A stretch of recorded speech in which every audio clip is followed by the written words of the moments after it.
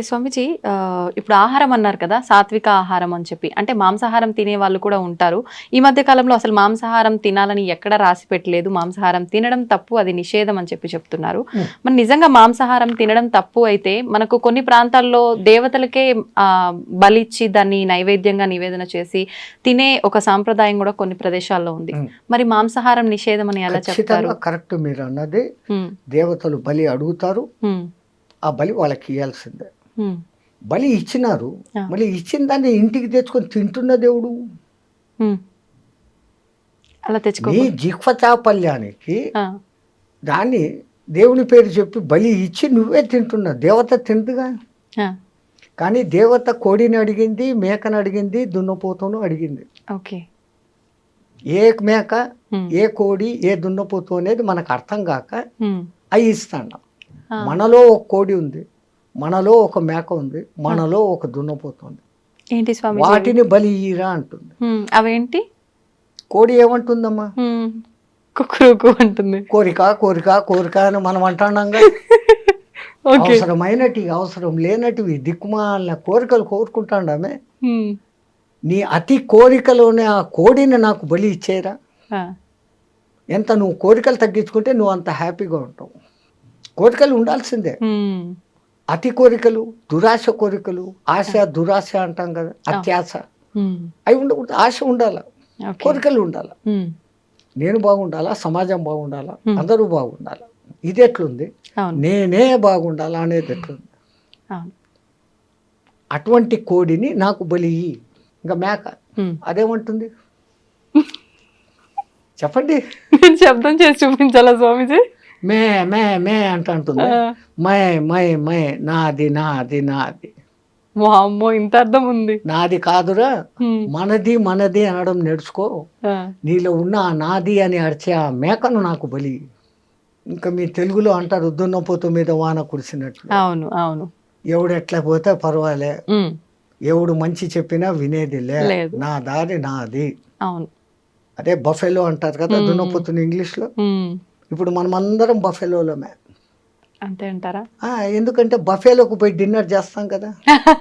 కరెక్టే కదమ్మా. ఆడ ప్లేట్ ఎత్తుకొని బిచ్చకాడలాగా ఒక కూర వేయి, పప్పు వేయి, సాంబారు వేయి అని అడుక్కుంటా తినేది, నిలబడి నడుచుకుంటా తినేది. దున్నపోతులే కదా ఆ పని చేసేది. మనం ఏం చేస్తాం? శుభ్రంగా ఒక పీట కూర్చుని ఇంకో పీట ఎత్తుగా వేసి, భోజనానికి ఎత్తు పీట వేసి, మనం చాప మీద కూర్చొని దాన్ని 3 సార్లు సంప్రోక్షణ చేసి దేవునికి అర్పించి ప్రసాదంగా తింటాం. అది తినే పద్ధతి. అన్నం తినేటప్పుడన్నా ప్రశాంతంగా కూర్చోకుండా వాటితో మాటలు, ఇంటితో మాటలు, ఆడొక చెంచా ఈడొక చెంచా, ఏం తిండేది? మాకు టైం లేదు కదా. ఒకసారి అడిగాడు ఒక ఆయన, ఏం నాయనా ఇంత లేటుగా వచ్చినావు? బఫేకి పోయి వస్తున్నావు. అవును, నువ్వు బఫేల్లో పోయి వచ్చినావు, బఫేల్లో అయ్యి వచ్చినావు. ఏం స్వామి అన్నాడు. మళ్ళీ బఫేలో చేసే పని నువ్వు చేస్తాడు. అది పోతా పోతా గడ్డి కనపడిందంటే తింటా పోతానే ఉంటావు.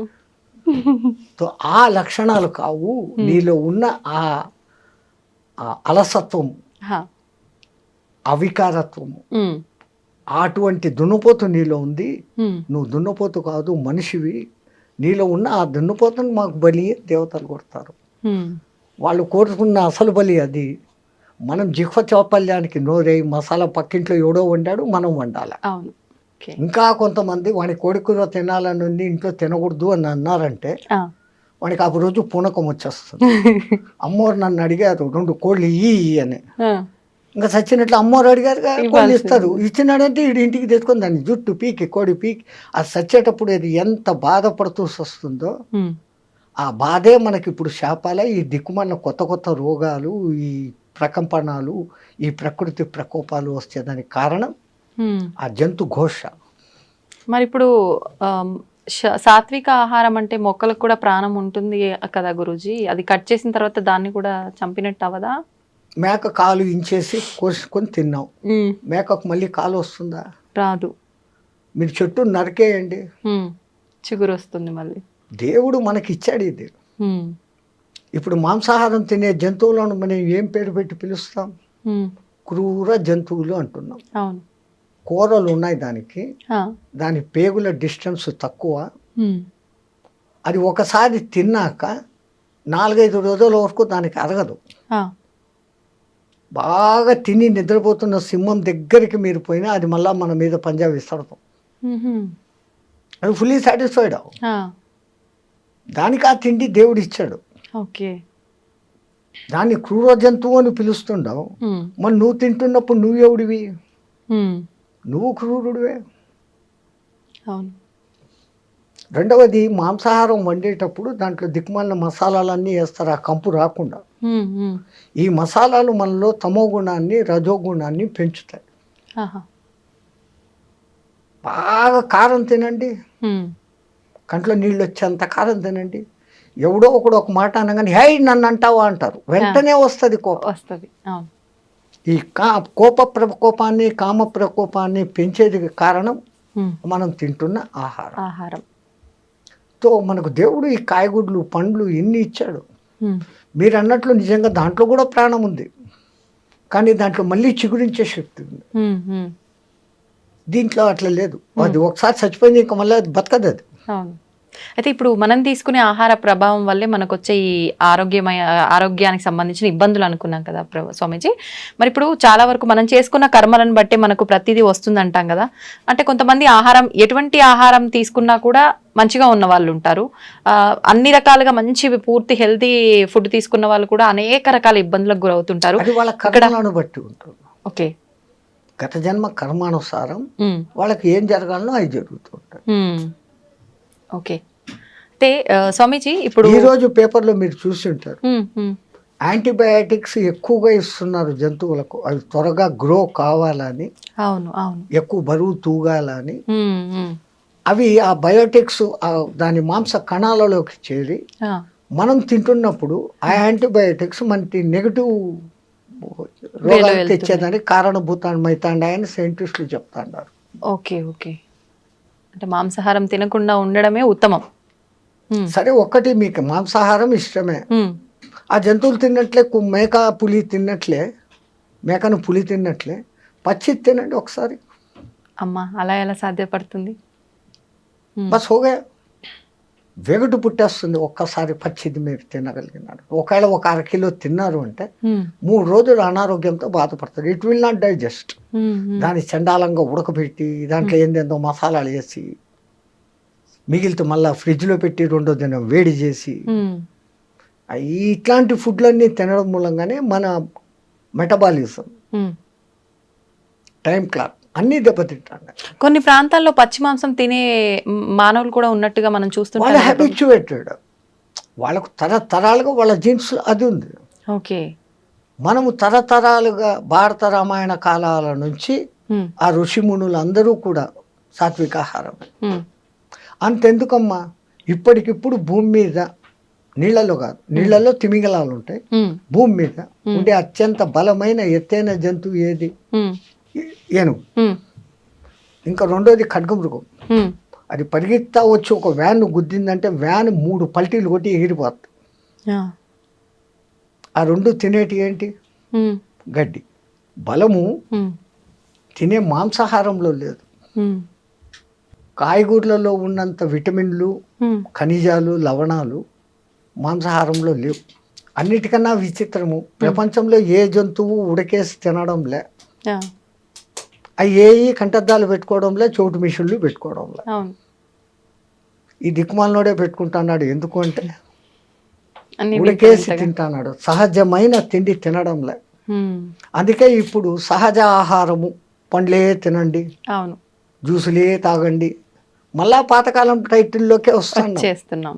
దునియా goal high, Phir K ఉదర్ co he ఆ జాయేగా, మళ్ళీ అక్కడికే వస్తున్నాం. అయితే ఇప్పుడు ఆహారము, మీరు చెప్పినట్టుగా ఆహారం పాతకాలంది రావటమే కాకుండా ప్రతిదీ కూడా వస్త్రాల దగ్గర నుంచి, పాత్రల దగ్గర నుంచి ప్రతిదీ పాతకాలంవి మళ్ళీ ఇప్పుడు వస్తున్నాయి కదా స్వామీజీ. తప్పదు. ఇప్పుడు పంచకట్టు మళ్ళీ పెద్ద ఫ్యాషన్. అవును. ఎవడో సినిమాలో హీరో కట్టుకున్నా అంటే ఇంక అందరూ అయితే అంతే. ఈ గొర్రెదాటుడు వ్యవహారం వదిలిపెట్టి ఇంకోతో కంపారిజన్ వదిలిపెట్టాలి. ఫస్ట్ నేనుగా ఉంటాను, నా వరకు నేను ఉంటాను, నేను బాగుంటే లోకము బాగుంటుంది. ఆ ఫీలింగ్తో ఉండగలగాలి. రెండవది న్యాచురల్గా ఏది వస్తుందో దాన్ని యాక్సెప్ట్ చేసుకోవాలి. పరమాత్ముడు ఒరే జాగ్రత్త పడు అని ముందు కొంచెం సైట్ తగ్గిస్తాడు. వెంటనే కంటద్దాల షాపు పోతాం, కళ్ళు పెట్టుకుంటాం. పండ్లు ఊడగొడతాడు, పండ్ల డాక్టర్ దగ్గర పోతాం, కొత్త పండ్లు కట్టుకుంటాం. వినకుండా చేస్తాడు, చెవిటి మిషన్లు పెట్టుకుంటాం. అన్నిటికన్నా ముందు ఆయన ఇచ్చే లెటరు తెల్ల జుట్టు, వెంటనే డై కొట్టుకుంటాం. అక్కడనే డై మొదలైంది మన డై. సో వీడు ఎక్కడ మన మాట వినడం లేదు, ఎత్తుకొని అక్కడ చెప్పడు. ఇంకా ముందు 3-4 సార్లు చెప్పాడు, అన్ని అవకాశాలు అయిపోయినాయి, వినుకోకపోతే ఇంకా డైరెక్ట్గా ఎత్తుకుపోతాడు. సో ప్రకృతిలో లోబడి నువ్వు జీవించినప్పుడు ఆ ప్రకృతి నిన్ను కాపాడుతుంది. ధర్మో రక్షితి రక్షిత. మనం ప్రకృతికి విరుద్ధంగా పోతున్నాం, చెట్లు కొట్టేస్తున్నాం, అడవులను నరికేస్తున్నాం. అడవుల్లోని జీవాలు ఊరి మీద పడతాయి. ఓ పులి ఊరి మీద పడింది. అది ఎందుకు పడింది? అది ఉన్న ప్రదేశాన్ని నువ్వు కట్టేసి ఇల్లు కట్టుకున్నావు. అది ఎక్కడికి పోవాలి? దానికి స్థలం లేకుండా చేస్తున్నావు. దాని మానాన దాన్ని వదిలిపెట్టి నువ్వు అడవిలో కాకుండా నీకు ఉన్న కొద్ది స్థలంలో నువ్వు కట్టుకుంటే లే, ఒక్కడు ఉండేదానికి 6 బెడ్రూమ్లు ఇల్లు కట్టుకుంటాడు. అవసరమా? మరి ఇవన్నీ ప్రకృతికి విరుద్ధంగా జరుగుతున్నప్పుడు భగవంతుడు అంటే ఆపే ప్రయత్నం చేయాలి కదా. ఒక్కొక్కసారి ఆ భూకంపము అనేది భూమాత క్షమయా ధరిత్రి, భరిస్తుంది భరిస్తుంది భరిస్తుంది. అమ్మ కూడా అమ్మ అమ్మ అని 10 సార్లు పీక్తాడు, ఒకసారి పీక్తుంది కదా. అవును, తల్లి అయినా కానీ దండిస్తుంది. అట్లాగనే ఆ భూమాత భరించి భరించి భరించి ఈ జీవహింస, ఈ తవ్వకాలు, ఈ దమనకాండ అంతా చూసి చూసి చూసి ఏ రోజో ఒకరోజు కొంచెం అట్ట కదిలిద్దిస్తాడు. 2 సెకండ్లు కదిలితే చాలు, అంతా అతలాకుతలం. జై శ్రీరామ్ హో జాతా. ఈ మధ్య కాలంలో ఇలాంటివి భూకంపాలు, జలప్రలయాలు చాలా వరకు వచ్చిన సందర్భాలు ఉన్నాయి కదా స్వామీజీ. అంటే ఇవన్నీ పాపాలు ఎక్కువైపోవడం వల్లే అని అనుకోవచ్చా? ఇప్పుడు ఇంతకుముందు ఇంత వాహనాలు లేవు. అవును, వాతావరణం కాలుష్యమైంది. అవును, ఓజోన్ పొర దెబ్బతినేంత లెవెల్కు పోయింది. కార్బన్ డైఆక్సైడ్, కార్బన్ మోనాక్సైడ్, ఈ 2 పెరిగిపోయినాయి. అవును, పోనీ వాటిని గ్రహించుకొని ఆక్సిజన్ ఇచ్చే చెట్లను ఏం చేస్తున్నారు? నరికేస్తున్నారు. ఏమైపోతుంది మళ్ళీ? అదేమో ఎల్నినో ప్రభావం అనేది ఏర్పడి సముద్రాల ఉష్ణోగ్రత పెరుగుతుంది.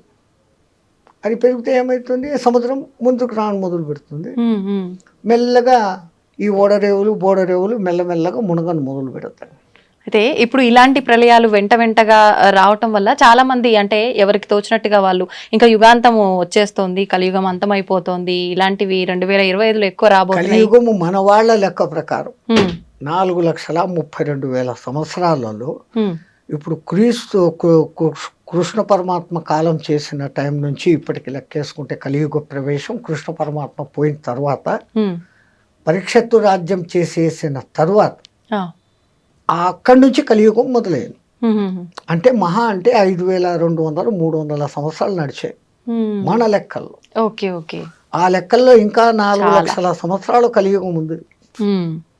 ఆ యుగాల పేర్లు ఆ మహానుభావులు ఎంత అద్భుతంగా పెట్టారు, ఎంత క్యాలిక్యులేషన్ ఉంది దాంట్లో. అవును, 4,32,000 సంవత్సరాలు టోటల్ చేయండి, 9 వస్తుంది. 4, 3, 2, 9. దాని పేరు కలియుగం. దానికి 2 ఇంతలు ద్వాపర యుగం. అది 8,64,000 సంవత్సరాలు టోటల్ చేయండి, మళ్ళా 18. కలియుగానికి 3 ఇంతలు త్రేతాయుగం, 12,96,000 సంవత్సరాలు టోటల్ చేయండి, 18. ఓకే, కలియుగానికి చాతుర్ 4 ఇంతలు కృతయుగం, 17,28,000 సంవత్సరాలు టోటల్ చేయండి, మళ్ళా 9. ఓకే, ఈ 4 యుగాలు కలిస్తే ఒక్క మహాయుగం. దాని టోటల్ ఎంత వస్తుంది? 43,28,000 సంవత్సరాలు టోటల్ చేయండి, మళ్ళా 9. 9 అనేది సర్వం ఖలిత్వం బ్రహ్మ. 3, 6, 9 సంఖ్యలకు ఎంతో ప్రాధాన్యత ఉంది అని మన శాస్త్రజ్ఞులు చెప్తే మనం నమ్మం. శంఖంలోంచి తీర్థం వస్తే బాగుంటుంది, ఇంగ్లీష్ వాడు చెప్తే నమ్ముతాం. అంతే. ఓ టెస్లా అనే ఒక ఇంజనీరు ఫారెన్లో, ఓకే. ఆయన ఈ 3, 6, 9 ప్రకారమే యూనివర్స్ అంతా కూడా నడుస్తుందని ప్రూఫ్స్తో చూపించాడు. ఆ అంకెల విచిత్రం కూడా అంతే తమాషాగా ఉంటుంది. రెండో ఎక్కాన్ని మీరు క్యాల్కులేట్ చేయండి. 2, 4, 6, 8. అది 3తో కలిసినప్పుడు 6 వచ్చింది. 2 3 6, 2 4 8, 2 5 10, మళ్ళా 1, 6 20, 2 6 12, మళ్ళా 3తో కలిసింది. 3తో వస్తుంది. ఇట్లా ఏది చేసినా కానీ 3 6తో కలిసినప్పుడు ఏ సంఖ్య అయినా కానీ మళ్ళీ దాంతో మిక్స్ అవుతుంది. అది కానప్పుడు అది వివిధ సంఖ్యలను చూపిస్తుంది. 1 నుంచి 9 వరకు అంకెలేసి 3ను రౌండప్ చేయండి, 6ను రౌండప్ చేయండి, 9ను రౌండప్ చేయండి. మిగతాటి క్యాలిక్యులేషన్ చేస్తే ఈ 3 6 9తో కలిసినప్పుడు అది ఆ సంఖ్యను చూపిస్తుంది. మిగతాటప్పుడు అంతా తమ ఇండివిజువల్ నెంబర్స్ చూపిస్తుంది. 3 3 9, 3 4 24, మళ్ళీ 6. అది అంతా 3 6 9 చూపిస్తుంది. ఇంకో సంఖ్యను చూపించట్లే. అట్లాగనే 6వ ఎక్కను తీసుకోండి. 6 2 12, 3, 6 3 18, 9. అవే రిపీట్ అవుతాయి. ఇంకా 9వ ఎక్కం అయితే మీరు ఎంత పెద్ద సంఖ్యని హెచ్చవేసి దాన్ని సింగిల్ డిజిట్కు తెస్తే ఇట్ విల్ బికమ్ 9. సర్వం ఖలిద్వం బ్రహ్మ, అంతా బ్రహ్మలో కలిగిపోతుంది అనే దానికి ఆ సంఖ్య సూచకం. సర్వం ఖలిద్వం బ్రహ్మ. అందుకే నవవిధ భక్తి మార్గాలు అని, నవగ్రహాలు. అసలు మన వాళ్ళు జపమాల 108 పూసలు ఉండాలి, అర్ధమాల 54 పూసలు ఉండాలి, నక్షత్రమాల 27 ఉండాలి. ఏది చెప్పినా కానీ 9. అట్లాగనే పూజలు అష్టోత్తర నామావళి, శతోత్తర నామావళి, అన్ని అష్టాదశ పురాణాలు, మహాభారతం 18 పర్వాలు. వ్యాసుడు వాడికి 18 సంఖ్య ఎంత ఇష్టం అంటే మహాభారతం 18 పర్వాలు, కురుక్షేత్ర సంగ్రామం 18 రోజులు, దాంట్లో అన్నిటికన్నా ఆణిముత్యం భగవద్గీత 18 అధ్యాయాలు. కురుక్షేత్రంలో పాల్గొన్న అక్షోహిణుల సంఖ్య 18, ఈ దిక్కు 11, ఈ దిక్కు 7 అక్షోహిణులు, 18 అక్షోహిణుల సైన్యం. అక్షోహిణి అంటే కూడా మళ్ళీ 9 వస్తుంది. ఇన్ని వేల రథాలు, ఆ రథాలకు ఇన్నింతల ఏనుగులు, ఇన్నింతల గుర్రాలు, ఇన్నింతల కాల్బలం అనే లెక్క ఉంది. ఆ లెక్క తీసుకుంటే మళ్ళీ అదంతా కూడా 9. ఆఖరికి మహాభారత యుద్ధం అయిపోయినాక మిగిలిన మహాయోధులు కూడా 9 మందే. అంటే ఇదంతా ఒక ప్రణాళిక ప్రకారం జరుగుతుందా స్వామీజీ? Universe moving along the calculation of 369. మీరు ఆయన టెస్లా గారి పుస్తకాలు రెఫరెన్సులు చూసి మీరు వచ్చింది కదా ఇప్పుడు ఈ గూగుల్ దాంట్లో చూసినారంటే ఆయన దాని గురించి ఇచ్చిన వివరణ బ్రహ్మాండమైన వివరణ. ఈవెన్ పిరమిడ్ నిర్మాణంలో కూడా 3 6 9ల కనెక్షన్ ఉంది. అంతెందుకు మన శ్రీచక్రం, అమ్మవారి శక్తులు 5, అయ్యవారి శక్తులు 4, 5 4 9. అసలు గురుపూసలు 108 పెట్టి ఒకటి గురుపూస అని పెడతారు, జపం చేస్తామంట. చేస్తే ఏమొస్తుంది అని అంటారు. ఇప్పుడు మన బతుకులంతా ఎక్కడున్నాయి? 27 నక్షత్రాల్లో ఉన్నాయి. ఒక్కొక్క నక్షత్రానికి 4 పాదాలు, 27 × 4 108. మనం 12 రాశుల్లో 9 గ్రహాల మధ్య బతుకుతాను. ఒక గురువు దగ్గర సరైన మంత్రదీక్ష తీసుకొని జపం చేస్తే నీ రాశి దోషాలు, నక్షత్ర దోషాలు, గ్రహ దోషాలు పోతాయి అనే దానికి ఆ సంఖ్యను పెట్టి ఆ అర్థంతో పెట్టినారు. అయితే ఇప్పుడు ఎవరికి తోచినట్టు వాళ్ళు ఇప్పుడు ఇలా వీడియోల రూపంలో ఎవరైనా చెప్పింది పట్టించుకొని ఆ మంత్రం కానీ శ్లోకం కానీ ఎవరికి వారంటే పలానా ప్రాబ్లంకి ఈ మంత్రం పారాయణ చేయండి, జపం చేయండి అని చెప్తూ ఉన్నారు. అలా ఎవరికి వాళ్ళు చేసుకుంటున్నారు గురు ఉపదేశం లేకుండా. అది నిజంగా ఫలిస్తుందంటారా స్వామీజీ? దాని ఫలితం చాలా లేట్ అవుతుంది. గురు ద్వారా తీసుకోబడినప్పుడు నేను ఇప్పుడు గురు ఛత్ర ఛాయలో ఉన్నాను, నాకు ఒక గురువు ఇచ్చినాడు అన్న ఒక సగం బలంలో ఎంట్రీ అవుతుంది. అవును, పుస్తకాలు చూసేసి ఎవడో టీవీలో చెప్పేశాడు అది వినేసి చేసుకుంటే అది కాదు. గురుమంత్రం ఇవ్వడము ఎంత విధానం పెట్టారు మన పెద్దలు. ముందు వాడు మంత్రం తీసుకునేకి అర్హుడా కాదా అనే దానికి ఆ కాలంలో కొంతకాలం నా దగ్గర సేవ చేయి, ఆ తర్వాత నీకు దీక్ష ఇస్తాననే వాళ్ళు గురువులు. ఊరికి ఇచ్చే వచ్చి ఏదో 10,000 డబ్బులు తీసుకో దక్షిణ, ఇన్ని పండ్లు బట్టలు తీసుకో, ఇచ్చే మంత్రం అంటే ఇచ్చేస్తాండారు. అందున నీకే దేవుడు ఇష్టమో అడిగి ఆ మంత్రం ఇస్తాండారు. అట్లా జరగదు ఆ కాలంలో. అసలు ప్రశ్నోపనిషత్తులో ఎంత అద్భుతంగా చెప్పాడమ్మా. గర్గముని కొడుకు, గౌతముని కొడుకు, ఒక రాజు కొడుకు, ఇట్లా 6 మంది మహర్షులు అడవిలో పిపిలాద మహర్షిని వెతుక్కుంటూ వస్తారు. ఆయన కనపడినాక దండ ప్రమాణాలు చేసి చేతికి దర్భలు ఇస్తారు. ఆ కాలంలో అది సవిత్ప్రాణి అయిపోవాలా. వాళ్ళకేం కావాలా? ఆవులు, గడ్డి, ఈ 2 కావాలి. ఎవరు నాయన మీరు అంటే, నేను ఫలానా ఆయన కొడుకు, నేను ఫలానా. అమ్మ అంత గొప్ప వాళ్ళ కూర్చోండి అని వాళ్ళకి ఆర్ఘ్యపాదాలు ఇచ్చి, ఏంటి నన్ను ఎత్తుకుంటే ఎక్కడికి ఎందుకు వచ్చారు? వాళ్ళు అంటారు, మాకు కొంచెం అనుమానాలు ఉన్నాయి, మా తండ్రులను అడిగాం, వాళ్ళు మాకు తెలీదు, ఆ పిప్పిలాదుడు తప్ప ఇంకెవడు చెప్పేవాళ్ళు లేడు, మీరు ఆయన్ని పోయి పట్టుకోండి అన్నాడు, మేము వెతుక్కొని వచ్చాం, మాకు ఆ సమాధానాలు కావాలా. రావడం, సమాధానాలు అడగడం, నేను చెప్పడము, అంతేనా? గురు శిష్య సంబంధం లేకపోతే కాదు. కొన్నాళ్ళు నా దగ్గర సేవ చేయండి, ఆ తర్వాత మీ అనుమానాలు ఏదో అడగండి. ఒక బాంబు వేశాడు అక్కడ, నాకు తెలిస్తే చెప్తాను అన్నాడు. 1 సంవత్సరం నా దగ్గర సేవ చేయండి, సేవ చేసినాక మీ ప్రశ్నలు అడగండి, నాకు సమాధానం తెలిస్తే చెప్తాను. మనం ఈ కాలం వాళ్ళం ఏమనుకుంటాం? సంవత్సరం సేవ చేస్తాం, అడుగుతాం, నాకు తెలుదురా అన్నాడంటే మన గతి ఏం? సంవత్సరం పాయా. మన మెంటాలిటీ. వాళ్ళు ఆజ్ఞాపించండి గురుదేవా, ఏం చేయమంటారు? నువ్వు ఆవులు మేపకరా, నువ్వు సమిధలు తీసుకురా, నువ్వు గోశాల శుద్ధం చేసి సంథింగ్ డ్యూటీలు చెప్పేస్తున్నారు. వీళ్ళు డ్యూటీల్లో సర్వనిమగ్నం అయిపోయినారు. సంవత్సరమైన సంగతి కూడా తెలియదు. ఒక దినం సాయంత్రం 4 గంటలకు వాళ్ళంతా ఆవులు మేపుకొని అంతా వచ్చి కూర్చున్నప్పుడు, నాయన స్నానం చేశారండి, మీరేదో ప్రశ్నలు అడుగుతామన్నారు కదా. ఆ సంవత్సరం అయిపోయింది గురువాడు, అయిపోయింది అన్న. ఇలా స్నానం చేశారు, వచ్చినారు, మీ ప్రశ్నలు ఏదో అడగండి, నాకు తెలిస్తే చెప్తాను. మళ్ళీ మొదటిది, వీడు అసలు నా దగ్గర పనిచేసే అర్హుడా కాదా, ఈ సంవత్సరంలో వాని మెంటాలిటీ ఏంటి, వాని మనోక్షేత్రం శుద్ధమైందా లేదా. మనస్సు అనే పొలం, క్షేత్రం శుద్ధం చేయిందా, వీడు అర్హుడు అని ఆయన కనిపిస్తాడు. అప్పుడు అంటాడు. కానీ రెండోసారి నాకు తెలిస్తే చెప్తాను అని చెప్పడం, నాకే తెలుసు అన్న గర్వం ఎవరికి ఉండకూడదు.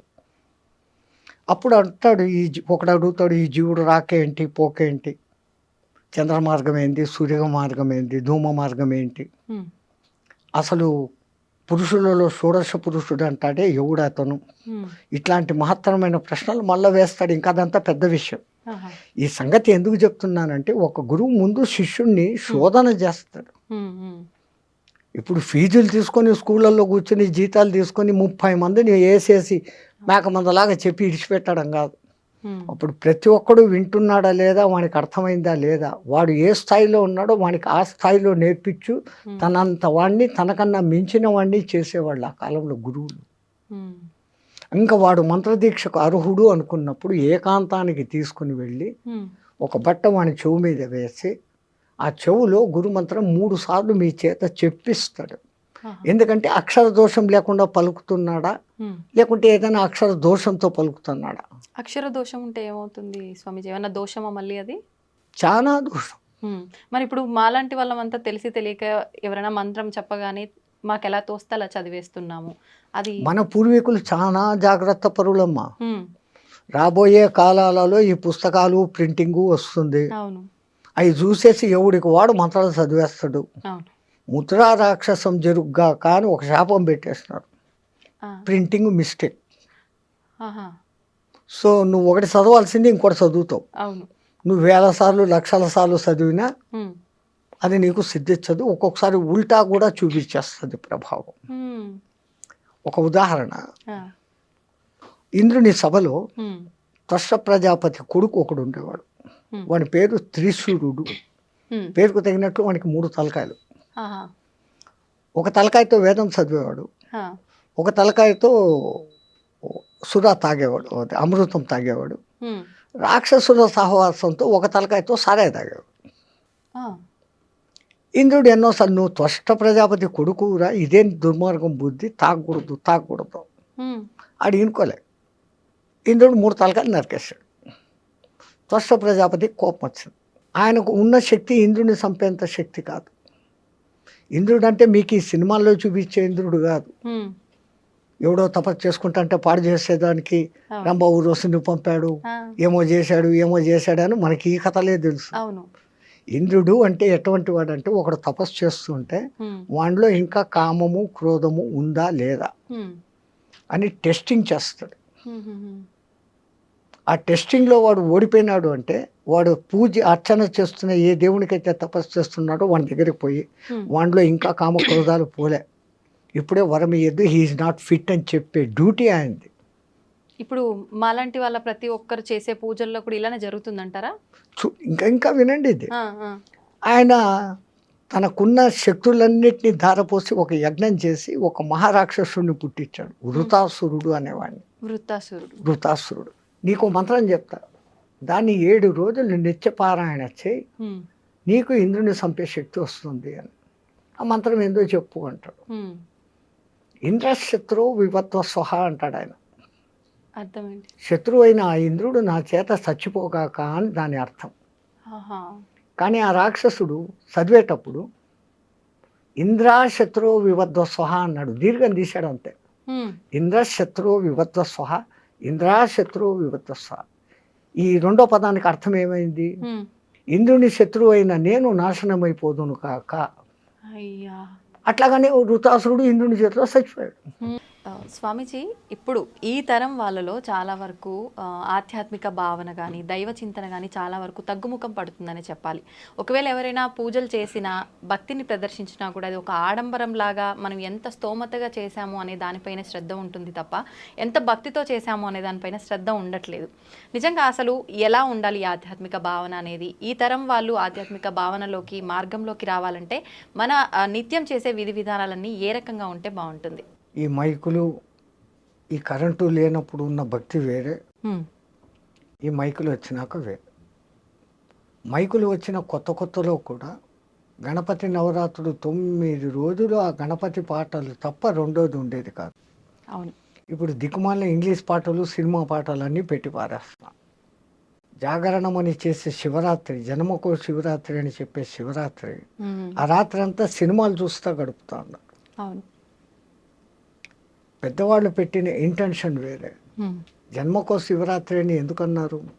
ఈ శివరాత్రి అయిన మరుసదినమే నువ్వు ఉంటావో లేదో గ్యారంటీ లేదు, మళ్ళా ఇంకో శివరాత్రి చూస్తామనే దానికి ఛాన్స్ లేదు. అందుకని ప్రతి శివరాత్రిని ఈ జన్మకో శివరాత్రి అన్నట్లు చేసుకో. ఉదయం నుంచి ఆహారం తినకుండా ఉండి రాత్రంతా దైవనామ స్మరణతో గడుపుతూ మేలుకొని మరుసదినం 12 గంటలకు ఉద్వాసన. అట్లాగనే మన వాళ్ళు ఏకాదశి ఉపవాసాలు పెట్టించారు.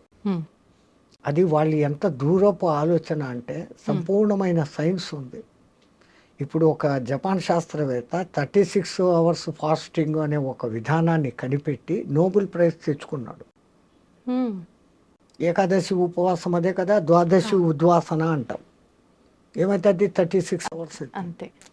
36 అవర్స్ మీరు ఎప్పుడైతే ఫాస్టింగ్లో ఉంటారో మీ మెటబాలిజం తనను తాను రెక్టిఫై చేసుకుంటూ మీలో రెసిస్టెన్స్ కెపాసిటీని పెంచే గుణాలు దానికి వచ్చేస్తాయి ఆటోమేటిక్గా. ఓకే. ఈ విషయం మన వాళ్ళు కనిపెట్టే పండుగలకు నువ్వు మధ్య మధ్యలో ఈ ఉపవాసాలు ఉండు అన్నారు. ఇంకో అర్థం కూడా ఉంది. ఆవాసం అంటే వాని పక్కనే కూర్చోవడం అనే అర్థాన్ని తీసుకొని వీళ్ళు టిఫిన్లు కాఫీలు అన్నీ లాగిచ్చేస్తూ దీనికి ఎప్పటికీ రెస్ట్ ఇవ్వకుండా పోతే వీడి శరీరం తొందరగా శిథిలమవుతారు. అంత దూరదృష్టితో మన వాళ్ళు అసలు పండుగలు అని పెట్టడంలోనే ఎంత అర్థము. మీ తెలుగు మాటలు మహా గొప్పవి తల్లి. పండుగ చేసుకో, నిన్ను నువ్వు పండుగ చేసుకో. చెట్టులో ముందు మొగ్గ తొడుగుతుంది, మొగ్గ ఉండొచ్చు, రాలిపోవచ్చు. మొగ్గ పువ్వులోనే రాలిపోవచ్చు. పువ్వు పిందెగా మారుతుంది, పిందెగా రాలిపోవచ్చు. కరెక్ట్. కాయ అవుతుంది, కాయ రాలిపోవచ్చు. పండుగ అయ్యేదానికి ఎంత శ్రమ ఉందో నీ జీవితాన్ని నువ్వు పండుగ మార్చుకో. ఆ అర్థంతో పెద్దవాళ్ళు పండుగ అని పెట్టారు. మనం పండుగ చేసుకుంటే ఇంకా పొద్దు హాలిడే, లేని పిండి వంటలంతా పొద్దు నుంచి సాయంత్రం దాకా తినడమే, సినిమాలకు పోవడమే. ఇది ఎట్లయిపోయింది. ఎక్కడ జరుగుతుంది పొరపాటు అంటే, పెద్దవాళ్ళు మన సాంప్రదాయం ఇది, ఇలాగే ఉండాలని వాళ్ళు కూడా చెప్పక, ఏందో ఆ పథకాలు చెంతాడు, మేము అనుభవించాము, మా వాళ్ళు జాలిగా అన్నా ఉండని, అరే పండగకు నీ ఇష్టం వచ్చినట్లు ఉండరా అనేసి పెద్దవాళ్లే ఫ్రీనెస్ ఇస్తాడు. తప్పు ఎక్కడ జరుగుతుందంటే, ముందు తల్లి తండ్రి వీళ్ళు మామూలు విద్యావంతులే కాకుండా ఆధ్యాత్మిక పరంగా ఒక తల్లి ఉన్నప్పుడు, ఒక జిజియాబాయి శివాజీని తయారు చేసింది, ఒక యశోద కానీ ఇంకోళ్ళు కానీ కృష్ణుడు తయారు చేసింది. తల్లి ఇంట్లో మొదట, అందుకే హోమ్ డిపార్ట్మెంట్ అంటాం, దానికన్నా హోమ్ డిపార్ట్మెంటే పవర్ఫుల్. హోమ్ డిపార్ట్మెంట్ బాగుంటే అన్నీ బాగుంటాయి. అట్లాంటిది ఈ కాలపు తల్లుల బాధ్యత, పిల్లవాళ్ళలో భక్తి బీజాలు కూడా నాటాలి. ఇప్పటి నుంచే భక్తి ఎందుకు, రిటైర్డ్ అయినాక చూసుకుంటాం. రిటైర్డ్ అయ్యేంత వరకు నువ్వు ఉంటావా? సరే ఉన్నా, అప్పుడు ఆ మంత్రాలు, స్తోత్రాలు, ఉపవాసాలు శక్తి నీ మెటబాలిజంలో ఉంటుందా? ఇప్పటి నుంచి అలవాటు చేసుకుంటే నీ బాడీ ఆ రోజుకు కూడా అక్కడే సహకరిస్తుంది.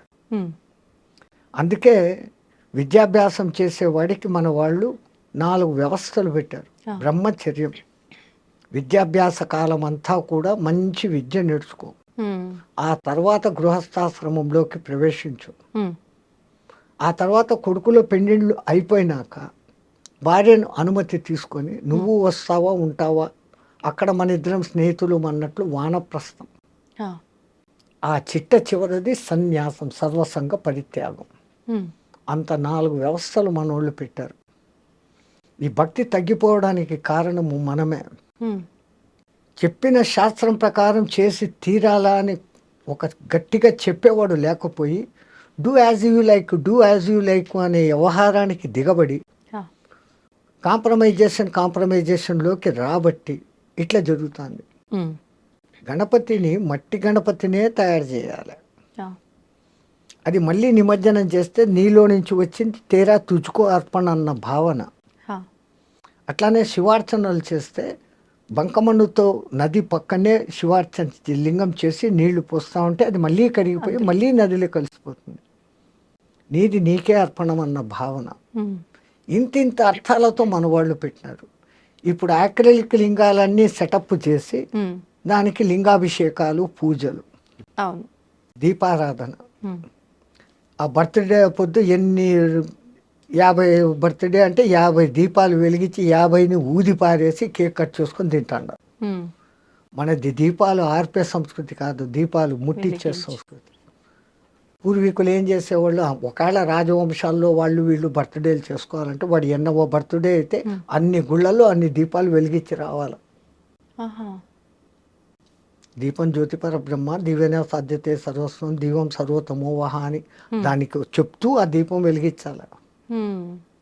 ఒకప్పుడు సూర్యభగవానుడు మునిగిపోతా అయ్యో నేను పోతా ఉండనే, రాత్రి చీకటి అయిపోతే ఈ జనాలంతా ఏమవుతారు అనుకుంటే ఒక చిన్న దీపం చెప్పిందంట, డోంట్ వరీ, డోంట్ బాదర్, నేనున్నాను, నువ్వు బోట్ రెస్ట్ తీసుకో, రేపు పొద్దున రానిందంట.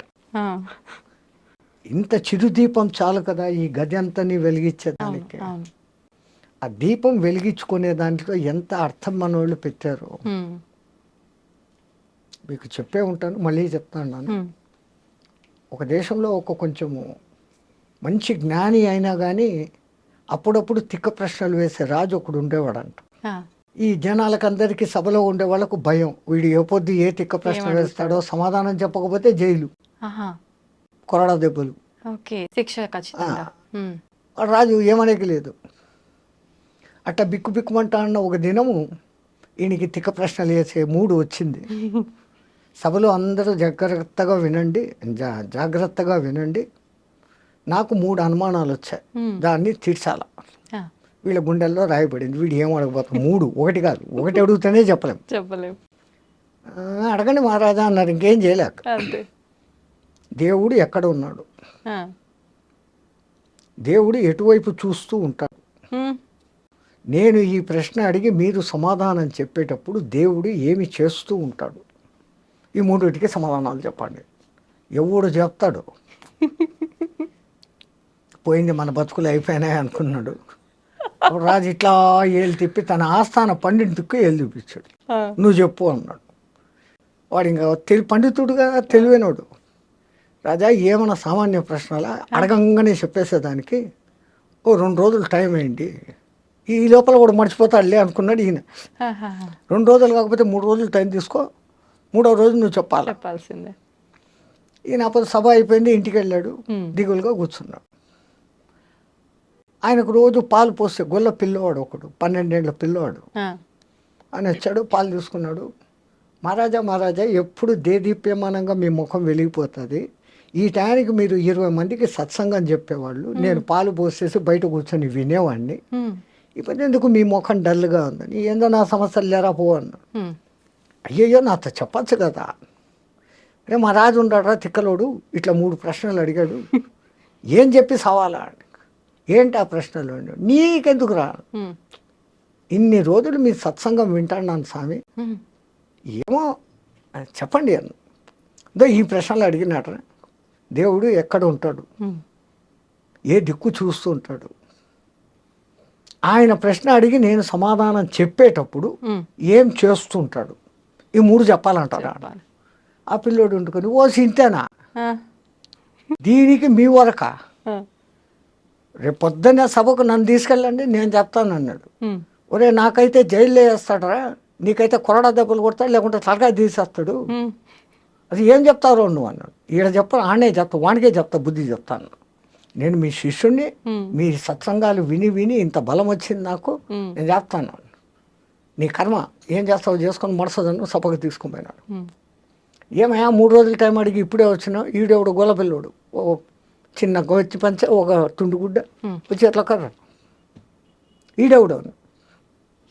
రాజా అంత మాత్రం చిన్న ప్రశ్నలు మా అంతటి గురువుని అడుగుతావా, నేను చెప్తాను దానికి సమాధానాలు అంట పిల్లోడు. రే చెప్పకపోతే ఏందో తెలుసాను, ఈ తర్వాత సంగతి అడుగు అన్న. ఈయన 3 ప్రశ్నలు అదంతా దేవుని వ్యవహారం ప్రశ్నలు. మరి దేవుని ప్రశ్నలు అడిగేటప్పుడు ఇంత ఒక దీపం వెలిగాలా, ఇంత ప్రసాదం పెట్టాలా, పాలన్నా పెట్టాలి కదయ్యా అన్నాడు. అట్లనా ఉండండి అంటే తప్పెట్టు పెట్టాడు. రే ఒక మంచి నెయ్యి దీపం పట్టుకురండి, ఓ గిన్నెడు దోసెడు పాలు తీసుకురండి, 2 ఆడబెట్టారు. రే వచ్చిందిరా నైవేద్యము దీపం 2 వచ్చినాయి. ఇప్పుడు మళ్ళీ అడుగు ఏందో నీ ప్రశ్న. దేవుడు ఎక్కడ ఉంటాడు అన్న. నీ ప్రశ్నకు సమాధానం చెప్తా కానీ నేను ఒక ప్రశ్న అడుగుతాను, దానికి సమాధానం చెప్పాను. నేను ప్రశ్న అడుగుతాను, నువ్వు ప్రశ్న అడుగుతావు ఏమరా, చెప్పు, నువ్వు పండితుడివి కదా చెప్పు అన్నాడు. ఏందో అడుగు, ఈ పాలలో నెయ్యి ఎక్కడుంది అన్నాడు.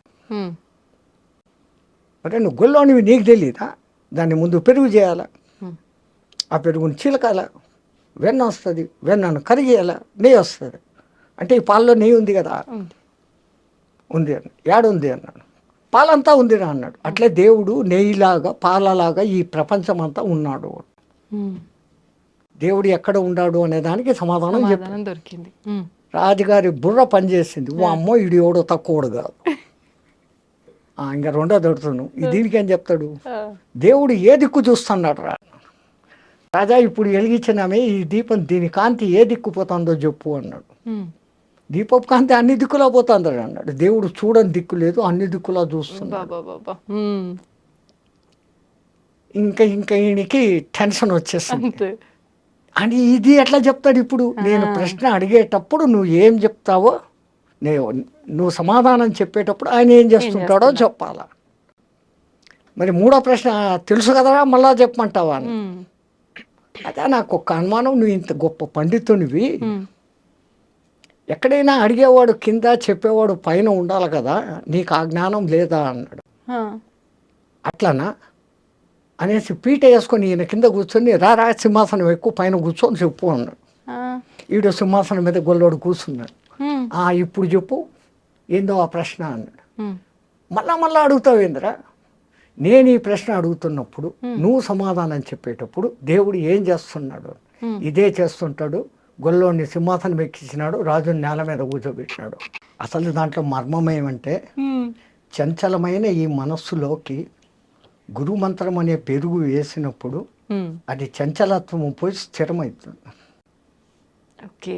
ఆ స్థిరమైన స్థితిలో నీ తపన అనే కవ్వం వేసి చిలికినప్పుడు అది వెన్నగా మారుతుంది. ఈ తపన తపస్సుగా మారినప్పుడు ఆ వెన్న కరిగి నెయ్యి అవుతుంది.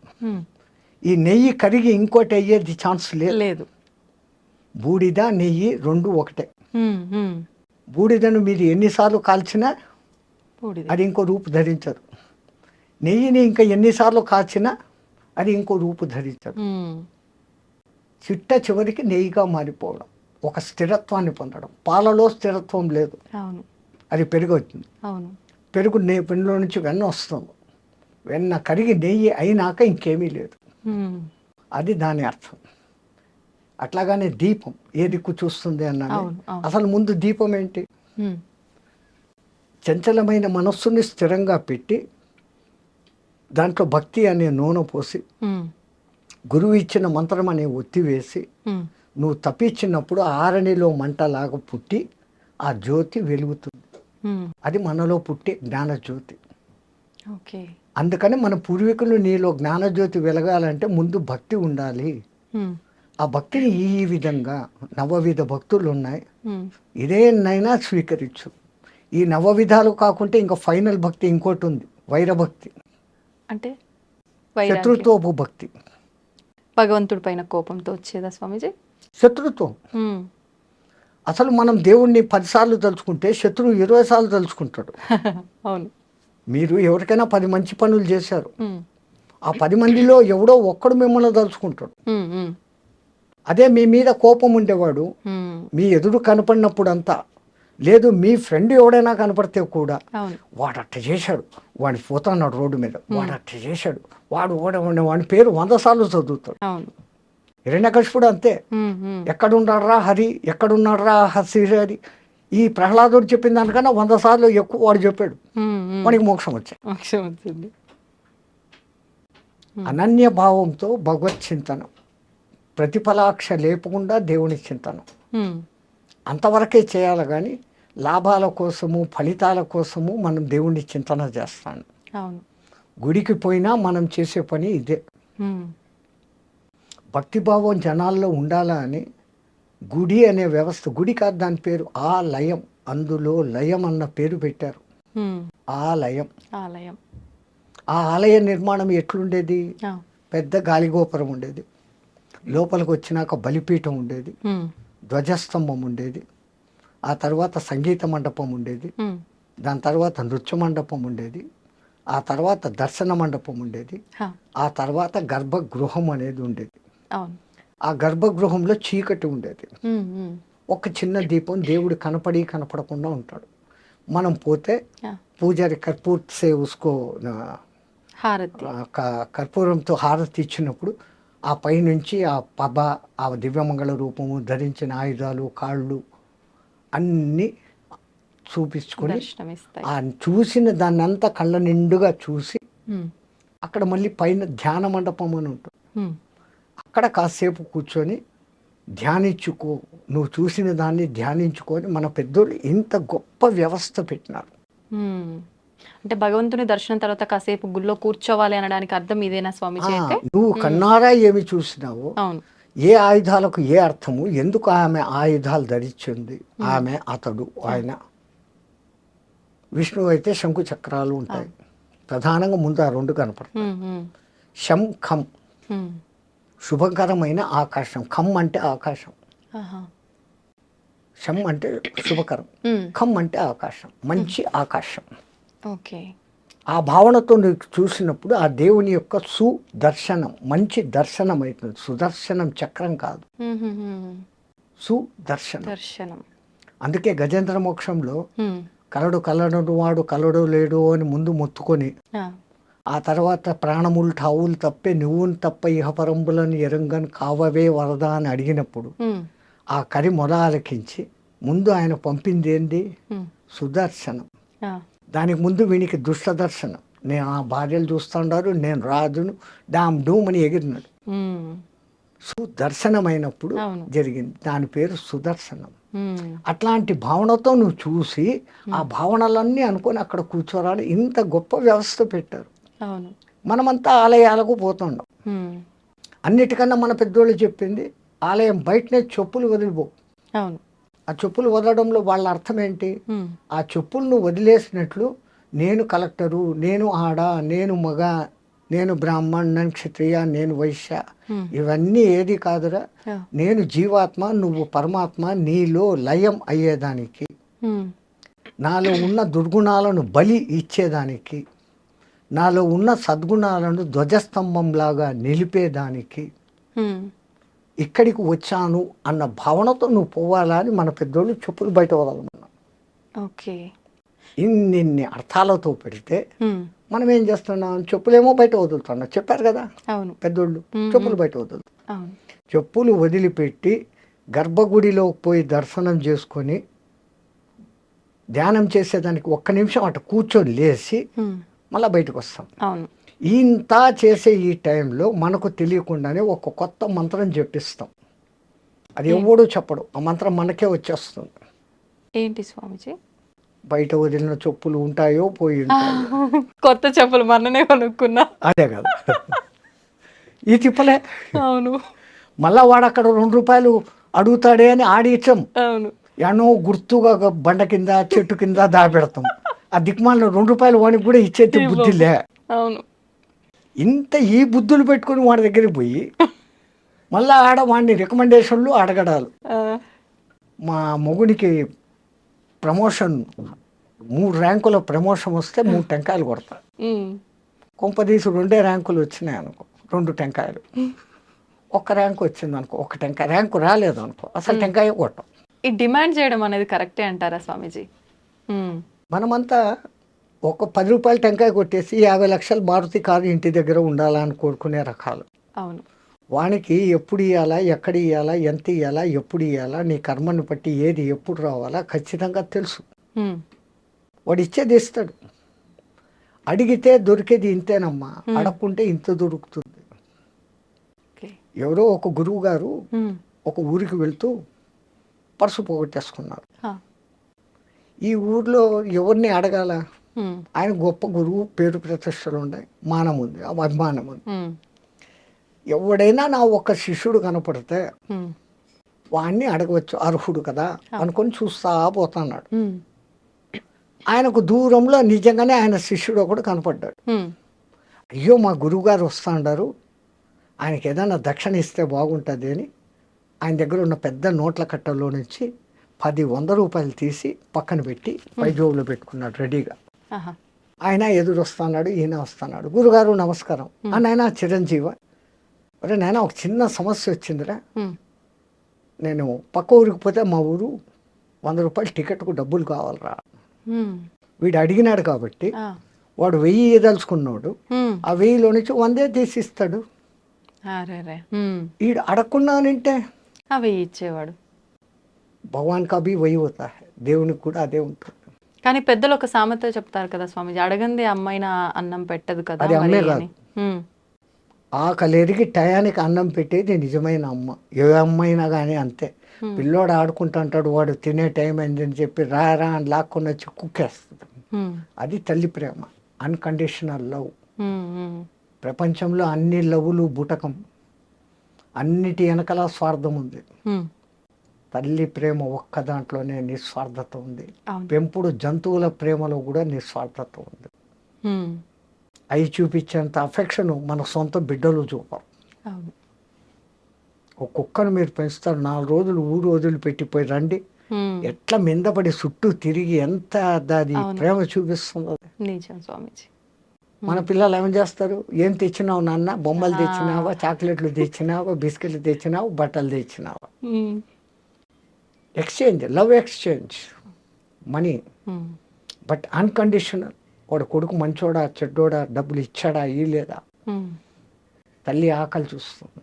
ఉమ్, వాడు ఏ సమయంలో 10 మంది కొడుకులు ఎవడు ఏ కూర రుచిగా తింటాడు, అవును. ఏది ఎక్కువ తింటాడు, ఏ తక్కువ తింటాడు, ఎవడికి ఏ టైంలో పెట్టాలా, ఉమ్, ఉమ్, అన్నీ ఆ మహాతల్లి భరించి చూసుకొని చేస్తాను. ఉమ్, ఈ ప్రపంచంలో ఇంకా ఉంది అంటే ఒక్కటే ఒకటి, తల్లి ప్రేమ, అన్కండిషనల్ లవ్. ఉమ్, అందుకే మన పూర్వీకులు మాతృ దేవో భవ అని మొదలుపెట్టినారు. అవును. ఆ తల్లి 9 మాసాలు మూసి కంటది. ఆ తర్వాత తన రక్తాన్ని పాలుగా పాసి వానికి వేస్తుంది.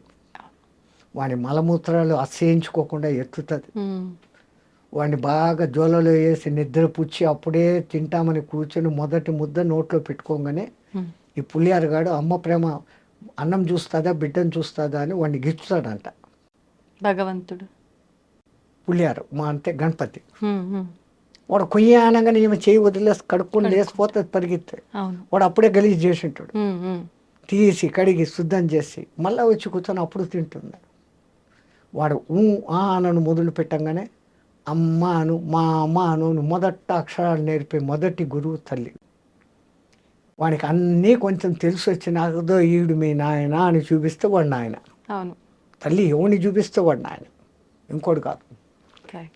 అట్లాగని వీడి మేమామ లోకంలో బంధుత్వాలు పరిచయం చేసి ఆ లౌకిక విద్య గురువు దగ్గరికి అప్పగిస్తుంది. ఉమ్, వాడి అదృష్టం బాగుంటే ఆధ్యాత్మ గురువు తగులితే వాడు పైకి వస్తాడు. ఉమ్, మళ్ళీ ఈ తల్లి పెంపకంలో ఎక్కడ లోపం జరిగినా వాడు ఆధ్యాత్మికంలోకి పోలేడు. ఉమ్, వాడిని ఆ వయసులో నుంచే ఆధ్యాత్మికం బోధించేది తల్లి. వానికి ఆ టైంలో నుంచే భక్తి బోధించేది తల్లి. ఉమ్, లీలావతి కడుపులో వాడు ప్రహ్లాదుడు ఉన్నప్పుడు నారదుడు పక్కకు తీసుకెళ్ళి ఆ భక్తి కథలన్నీ వినిపిస్తే ఆడు విన్నాడు, హా, అంత భక్తుడైనాడు. కడుపులో ఉండడానికి వినిపిస్తే వస్తుందా అని ఎగతాళి చేసిన వాళ్ళు ఇప్పుడు అవును. బిడ్డలు మ్యూజిక్ వింటున్నారు, దానికి ఆనందిస్తున్నారా అని ఎక్స్పెరిమెంట్లు చేసి కనిపెట్టినారు. ఉమ్, వేద పఠనం వినిపించి తెరత పుట్టిన బిడ్డకు, ఉమ్, నానాకు ఇంగ్లీష్ రికార్డులు పెట్టి డ్యాన్సులు పెట్టిన బిడ్డకు, Hmm. ఆ తర్వాత ఎదుగుదలలో వచ్చిన మార్పులు 18-20 ఏండ్ల శోధన. 70 మందిని ఈ బ్యాచ్, 70 మందిని ఆ బ్యాచ్ను పెట్టి వాళ్ళ ప్రవర్తన వీళ్ళ ప్రవర్తన ఉమ్, అందరికీ ఒకే రకమైన ఆహారము ఒకే రకమైన బెడ్డు ఇచ్చినప్పటికీ ఉమ్, ఈ సుమధుర సంగీతాలు వేద పఠనాలు శబ్దాలు విన్న వాళ్ళ ప్రవర్తనల్లో మార్పు, ఉమ్, సాత్వికత, వాళ్ళలో ఉన్న క్రూయాలిటీ లెక్క తేలింది. ఓకే. సో మొట్టమొదట మన తల్లులు మారాలి. ఉమ్, మై సన్ ఈ studying in English medium, he doesn't know Telugu అనే దిక్కుమాలిన లోకానికి వచ్చాం. అవును. ఆ ఇంగ్లీష్ ఏం చెప్తుంది? ఉమ్, ఏ ఫార్ యాపిల్, తిండి తిను. బి ఫార్ బ్యాటు, కొట్టుకో, తలకాయ బోలు కొట్టుకో, ఆడుకో. అంతే. తర్వాత పిల్లులు కుక్కలు. సి ఫార్ కాటు, ఉమ్, డి ఫార్ డాగ్, ఈ far elephant మదము, F far frocks చెడ్డబుద్ధుడు. ఉమ్, ఇయా మరి మీ తెలుగు భాషలో ఏం నేర్పిస్తారు? ఉమ్, ఆ అమ్మ. అమ్మ. వాడు అప్పుడప్పుడే స్కూల్కి పోయేవాడు అమ్మ నుంచి దూరంగా. అమ్మ పేరు వినగానే వాడి మనసు ఎంత ఆనందిస్తుంది. అవును. ఆ తర్వాత ఉమ్, ఆవు, ఆవు, ఈ ఇల్లు, ఇల్లు, ఈ ఈగ, థుట్, ఈశ్వరుడు. ఈశ్వరుడు అని మాకు నేర్పించలేదు స్వామీజీ. అదే వచ్చింది పుస్తకాల్లో మార్పు. అంటే విద్యా వ్యవస్థ కరెక్ట్ అప్పట్లో లేదంటారా? ఈశ్వరుడు లేదు, విద్యా వ్యవస్థ ధ్వంసం. ఆ, వాళ్ళకు నేర్పించాల్సింది గణపతి మంత్రము ఉమ్, ఇట్లాంటివి. ఓకే. కాకపోతే ఇది లౌకికము అనే దిక్కుమాల ప్రజాప్రభుత్వం ఏర్పడి ఆ ఇతర మతాలు వాళ్ళ భాషల్లో పడి మేము అది చదవం, మేము ఇది చేయం. వందే మాత్రం పాడేదానికే పెద్ద యుద్ధం చేస్తుంటారు. జనగణమన పాడమంటే అది మేము పాడం అంటూ ఉంటారు. ఇక్కడ ఇది మత వ్యవస్థ కాదు, నీకు సరైన విద్య. హా, జనగణమన మన దేశంలో ఉన్న అన్ని రాష్ట్రాల పేర్లు కలిసి వచ్చేటట్లుగా పెట్టి అటువంటి భారతమాత బిడ్డను నేను అని చెప్పుకునేదానికి ఉంది అది జనగణమన. ఉమ్, అసలు మనకు జాతీయ గీతం వందే మాత్రం కావాల్సిందే. జనగణమన ఇది వచ్చింది. అక్కడనే దిక్మాలిన రాజకీయాలు, భ్రష్టమైందంతా అక్కడి నుంచే. దానికి ముందు ఇంగ్లీష్ వాడు ఉన్నప్పుడు ఇంతో అంతో బాగానే ఉండేవాడు. గురుకులాలను ధ్వంసమేం చేయలే. ఇంగ్లీష్ ముందు జాస్తి తీసుకురావాలి, వాని అవసరం. నీకు ఉద్యోగం రావాలంటే ఇంగ్లీష్ నేర్చుకో అని చెప్పినాడు. వాడు ఈ ఉద్యోగాల కోసం వాడి దగ్గర చచ్చినట్టు ఇంగ్లీష్ నేర్చుకున్నాడు. అవును. వేదం చదవద్దు అని వాడకమని చేయలేదు. ఉమ్, ఉమ్, వాడు బండి కింద నీళ్లు, అదేమంటారు, చాప కింద నీరు. చాప కింద నీళ్లు లాగా ఏం అనకుండానే ధ్వంసం చేసేసినాడు. ఉమ్, డబ్బు ఆశ చూపించి మనం దానికి పడిపోయినాం. కానీ అంటే ఆలోచిస్తే ఒక రకంగా ఇప్పుడు శాస్త్రాలు, వేదాలు, పురాణాలు తెలుసుకుంటే మనకు ఒక మంచి జ్ఞానం వస్తుంది. కానీ ఇప్పుడున్న పరిస్థితుల్లో ఉద్యోగము, మన అవసరాలకు నేను చెప్తున్నాను, పొట్టకూటికి ఇంగ్లీష్ నేర్చుకోండి, మీ భాషను మర్చిపోకండి. అసలు అవమానకరమైన విషయం ఏంటమ్మా, ఎవడైనా ఇంకో దేశస్థుడు వచ్చి నీ దేశ భాష ఏదే నన్ను అడిగితే నేను సిగ్గుతో తల వంచుకోవాలి. నా తెలుగు, నా తమిళ్, నా కన్నడం, నా మరాఠీ, నా కేరళ, నా మలయాళం, నా బెంగాలీ, నా అస్సామీ, ఎవడు ఇదే అంటున్నాడే తప్ప నా దేశ భాష అని చెప్పుకునేకి లేదు. అంతటి మహత్తరమైన సంస్కృతము మనం మర్చిపోయినాం. కంపల్సరీ మస్ట్ అండ్ షుడ్ సంస్కృతం నేర్చుకోవాలి. కష్టము అనుకున్నాను, ఆ సంస్కృతానికి బిడ్డ హిందీ. దేశాన్ని ఒక్క బంధంలో నిలబెట్టగలిగింది అదొక్కటే. దేశ భాష లేదు మనకు, పేరుకుంది హిందీ అని, కానీ ముందు ఇంగ్లీష్లో రాస్తాడు, మళ్ళీ వాడిని లోకల్ భాషలో రాస్తాడు, ఆ హిందీని అన్నం మూల ఇంత సన్న అక్షరాలతో రాస్తాడు, చీమల్లా కనపడకుండా వ్యవస్థ.